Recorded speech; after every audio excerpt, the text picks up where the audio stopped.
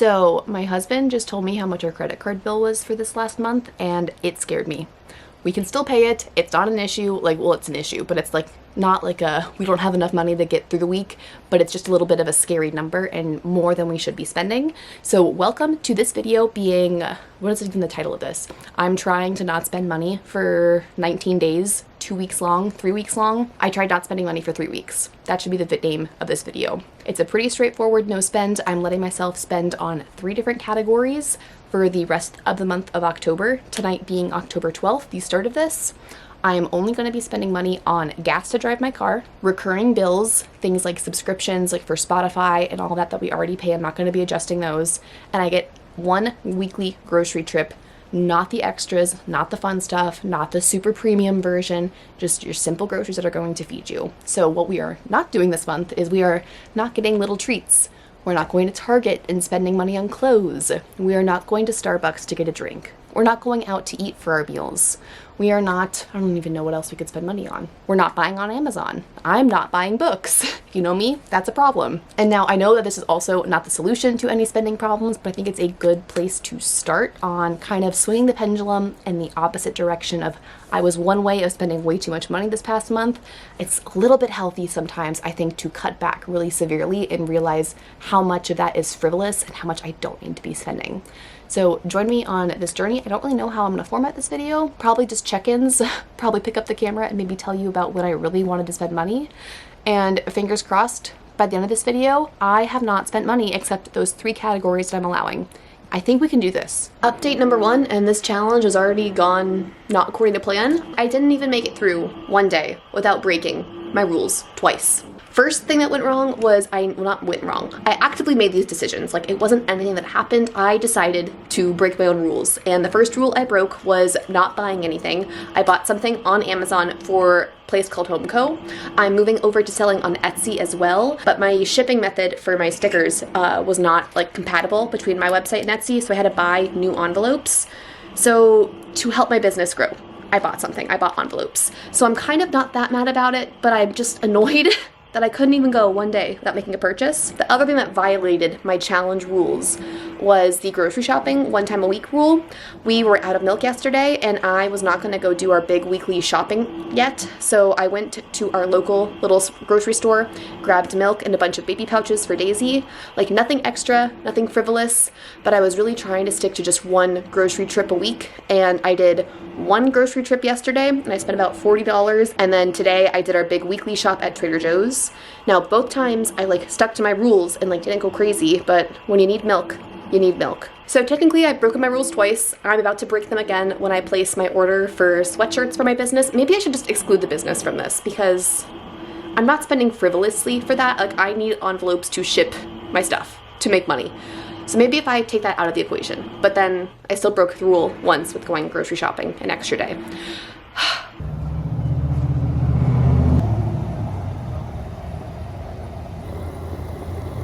Okay, we're at Target. This does not bode well for my no spend. I'm not buying anything, but we're just out of activities to do and I need to get out of the house.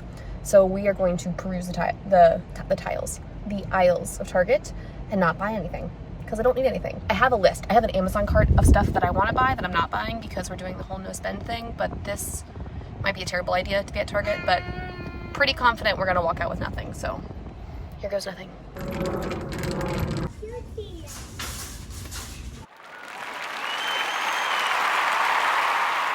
We definitely don't have an issue of spending money to go out. I like to go to Target, yes, but we are outside at the park almost every day of the week, honestly.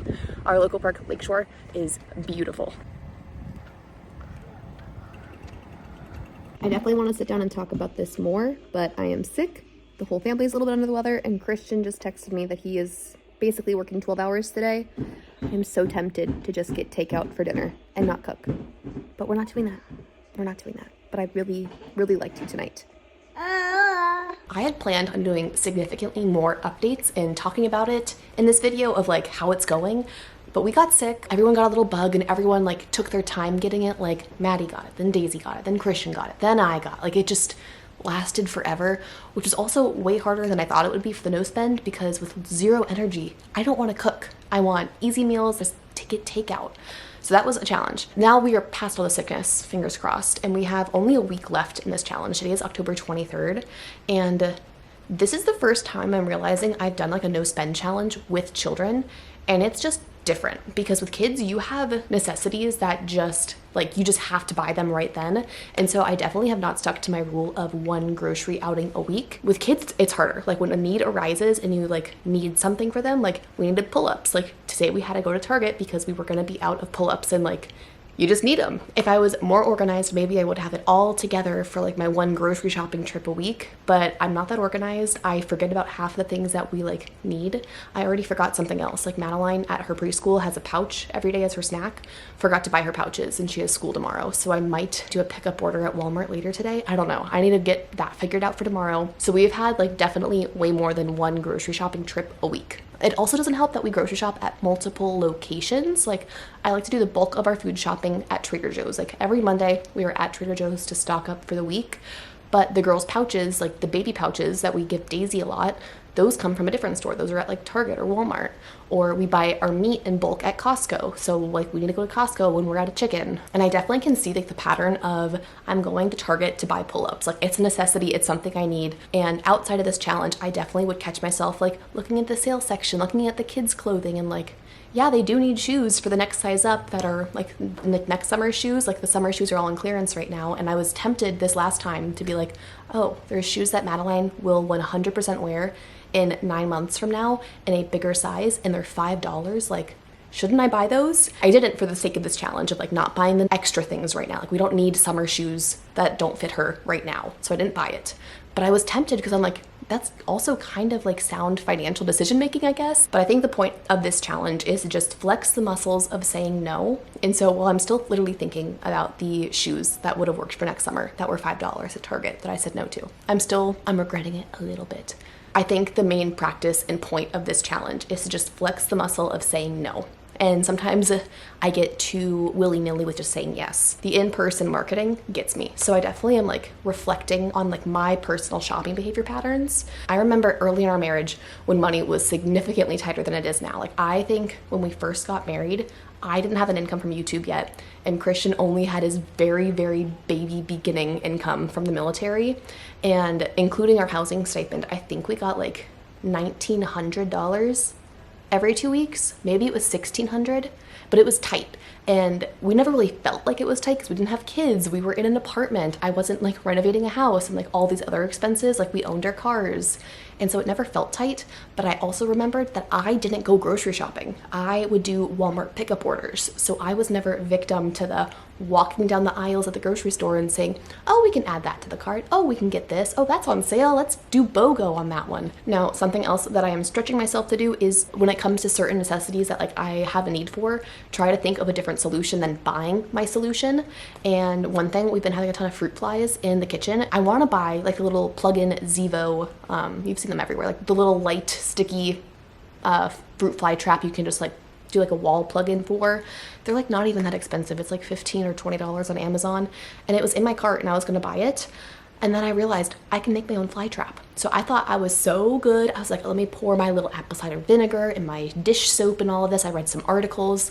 I didn't catch a single fly in my fly trap. I literally would watch them fly into my trap and then fly out. So I think that was user error on me. So I'm still tempted to buy that. But now I'm kind of like removed enough, like the impulse I had to buy something versus now realizing like, oh, I might actually need a solution. Maybe like there's enough space there where like I don't feel the dying pressure, like, oh, I have to buy this. Like, this is clearly the solution to my problem. I feel very removed from that. I don't have that urge that I felt that I needed to have this trendy, well-marketed product. The other thing that I need to do now is we are out of our like counter cleaner spray, but I have vinegar and I have essential oils, and I'm pretty sure you can like DIY that and make your own counter spray. Now counter spray is like $2 or $3 at the store, but for the sake of this video and the challenge, I'm gonna go try making that myself. I think that will be much more successful. And now this is definitely not how this video was supposed to go. I probably should not have made a purchase on Amazon, but here we are. I did buy a new dish brush scrubber on Amazon. This is our old one. Can you appreciate the need for a new one? I was trying to stop myself from being in a store, walking the aisles, and feeling the temptation of everything on sale or things that I could talk myself into buying. So I went through Amazon, made my decision, I've had this brush before and I like it. This one might be cheating, but Daisy, our baby, she went on a nursing strike that terrified me. She just like stopped drinking milk. She does not like cow's milk. She will not drink it. She will not drink almond milk. She would not drink pumped breast milk. It was a very stressful like week or so. I had to like syringe feed her water. And so now I'm like hyper aware of like her meeting her nutritional needs. And it's just so stressful trying to spoon feed a baby so much. We really like pouches. We do pouches a lot. I found on Amazon this pack of refillable pouches and you can wash them and clean them. I think they have a little like a Ziploc bag type thing at the bottom, so you can fill these with yogurt. I can make, I think there's 10 in this pack. I can have these ready, so like it's a convenience thing for me, but it's also like meeting the needs of my baby, like she's not drinking milk. So all that to say, I am justifying this purchase of not buying things that are not necessities because feeding my baby is a necessity and I need to get creative because she's not drinking milk. Okay. We have 1 week left. We will see how this goes. Okay, we're sitting in the parking lot of Madeline's school. I've got Daisy with me. They're doing a Halloween costume parade, so we are going to give them little treats and stuff, but I figured now is a good time as ever to give you an update on our no spend month. Today is October 31st, the last day. What was I last? I don't even remember my last update. I know that I have broken our rules 3 more times. This is hard. Some things are harder than others.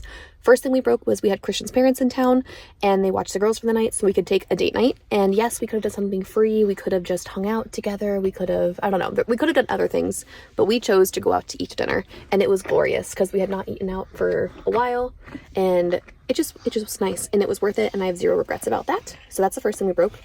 Then the next thing I broke is Daisy's birthday, November 5th.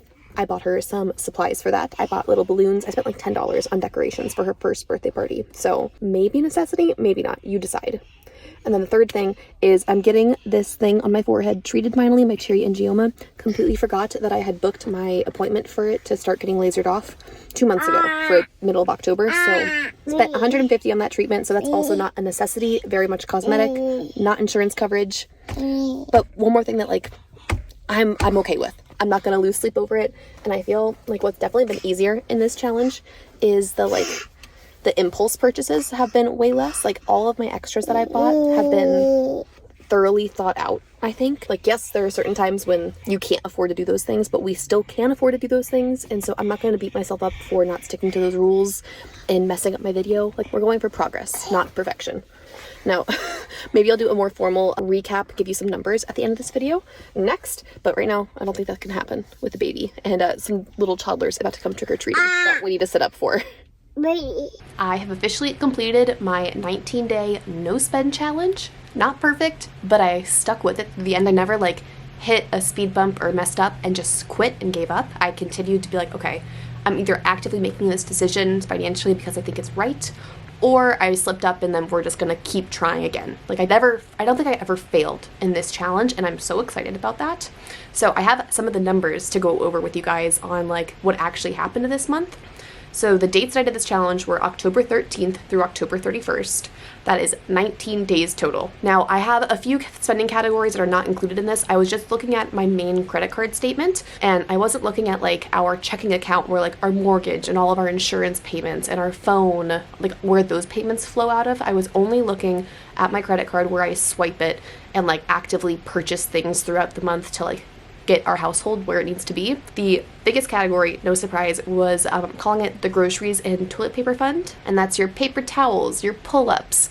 You run out of eyeliner, you can buy eyeliner, your makeup, little things like that. I called that my toilet paper fund. So this included some extra things that weren't strictly groceries, but then were still household products. So for the 19-day challenge, I spent $767.02 in our groceries and toilet paper fund. That might be a very big number for some people, not even a whole month, but honestly, I think that's pretty good for our family. The way we buy groceries, the way we were eating at home, we were not eating out a lot except for that one meal that I shared with you guys. I think that number's great. I'm really, really happy where that number's at. Obviously, I could be even more frugal and work towards lowering that number over time or like really buckling down on that, but I didn't feel like the dire need of like that was where the problem was, like buying groceries and cooking at home. Like I didn't need to skimp on that because the issue wasn't eating at home, it was eating out. And so spending a little bit more in this category definitely Like, we weren't eating out except that one meal that was a date night, a very special occasion of like having babysitters and getting to go out with my husband for the first time in over a year. So all that to say, very happy with that amount in that category. Now, gas, I spent $124.94 on. I had 3 subscription services hit my credit card. One is Canva for $17.50. I use that for a place called Homeco. I use that for YouTube. It's a business expense, so I totally was expecting that, but thought I'd include it. We pay $9.99 a month for iCloud storage. We also have an Apple, this is a current mystery. I discovered that we have a Apple subscription for $2.17. It's not on my account, it's on Christian's. We need to figure out what app is doing that, but we did find this random charge, so $25 a year. We need to go cancel that. That's something I learned through this process. Now, the last 2 categories that I have here, I spent $11 at Target on Daisy's birthday. I don't know if I showed you, but I got like a little balloons. Like, I spent the $11 I spent is for all of the decorations we're doing for her birthday, her first birthday happening on Tuesday. And so I'm okay with spending $11 on balloons and a little balloon pump and just things to make it special for her birthday. I almost threw that in like the toilet paper fund because that was just like things for the house, but thought that I would talk about it separately. And then the last thing is $150 for my little laser treatment. Yes, we have one more. Yes, it is unnecessary and fully cosmetic and aesthetic focused, but it's something I have booked and have thought about for years, and once again, it was a thoughtful purchase that I could stand behind. Now, the total for those 19 days that are just swipes on my credit card was $1,082.62. Still seems like a lot, but the wake-up call for this in the beginning of the video, I said my husband showed me how much I spent on a credit card, and it was too much. And the number we were looking at, granted for a 30-day statement period, it was like $2,700. So I was a few days short. What is the math on that? Okay, to make it more apples to apples instead of apples and oranges, but on average during this challenge, I spent $56 a day. And then in the previous month, I had spent almost $90 a day. That's a huge difference. That's an extra mortgage payment we can make every single year. Like, there's so much wiggle room you can do with that little bit of money. And the biggest takeaway I have from this video is, 1, I'd rather be productive with this money than spending it on Chick-fil-A and Starbucks. Like, the things that I broke out of my rules for, like the birthday balloons or getting my laser treatment, like the purchases we're spending money on that like have purpose behind it that I could stand for and explain to you guys, like, hey, I spent this and I feel okay with that. Those I still stand by, but the purchases where it's like, I just don't want to make lunch, let's just grab Chick-fil-A, or we're out at Target, let's just get a cake pop for Maddie and a coffee for me, or I don't want to make dinner and there's so many dishes I can't even cook in the kitchen, let's just like get takeout for dinner. A lot of the examples are food focused, but also like going into Target, I talked a lot in the video about like the impulse purchases of like, well, it's on sale, I don't need it, but I will maybe next year, or it's on sale, let me buy a backup of this item just to have on hand. Stopping those purchases leaves so much extra money in our bank account. That money would do so well in a mutual fund, growing at 10% a year on an index fund that you just put it away for retirement, or just another like high yield saving account. Like, that growth on that money over time, so much more valuable than the instant gratification of, oh, let me grab those shoes for my daughter because they're cute and they might fit her next season if the season and her growth line up right. The extra money to put towards maybe even a mortgage payment. I saw something recently that if you take a 30-year mortgage payment and you just do one extra payment a year, you just do 13 payments a year, your 30-year mortgage becomes a 25-year and 10-month mortgage. Like, you shave off close over 4 years of your mortgage payment by just doing one extra a month, getting ahead on your principal payments, not paying extra on your interest, but just make sure all your extra payments go and apply to principal. You can shorten your mortgage timeline and have so much more equity in your home so much faster. One of my favorite things Christian and I have done since day one of our marriage is our checking account automatically auto withdraws $500 a month to a separate high yield savings account. We have never touched this, like during COVID, during job changes, during exiting the military. We have never turned off this $500 that just every month it just transfers out. Like, we don't even see it. It doesn't even exist to us because it's just always moved out of our checking account into this other account. And that's where we like have a ton of savings. That's where we've been able to find savings to do home projects. That's where we've been able to find savings to pay cash for our cars. And we don't even feel it because that money just moves. Like, that money, we get paid and it just $500 shifts out. And so that like shifting of the payment out is like super simple and straightforward and less painful than being like, oh, transferring $500. Like, we could buy plane tickets for this weekend for $500. Like, it's less fun if you have to manually do it. So just auto moving it somewhere else. I would love to set up an auto like $200 extra a month onto our mortgage principal payment. 200 extra a month into a Vanguard index fund account. Like the money, we don't even feel it, we don't even see it. And I can definitely find the wiggle room in our budget to like move that extra 200 here or 200 there by not doing all the stupid spending that I normally have been doing. So I'm really excited about this video. I'm excited about like getting fired up about our finances. I'm excited about feeling inspired and motivated. I wasn't always motivated throughout this video. Like sometimes I just want to get a coffee and spend a little bit of money here and there, but it can feel better to like know you're working for something else and like see the financial growth. So if you want more finance resources, I'm obviously not a guru. I personally really enjoy watching Dave Ramsey here on YouTube. I really enjoy watching Caleb Hammer's Financial Audit.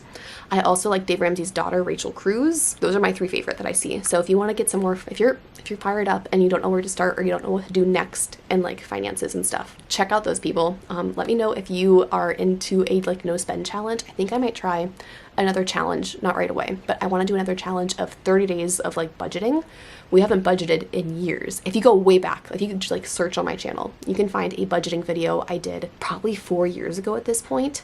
And I like broke down how we budget, and honestly, we haven't strictly like stuck to a budget and like looked at each number every single month in maybe like 3 years. So I think it might be fun to like go through a whole month of setting up our budget, making financial decisions and updates like this video was throughout the month, and then checking in at the end like how close we were to our goals and like what extra things we can do with our money because we were very mindful with it. I am gonna stop talking now, but I enjoyed this video. I hope you enjoyed it, and if you did not, I guess you're probably not watching to this point. Thanks for hanging out, thanks for talking money, and I'll see you guys next time. Bye.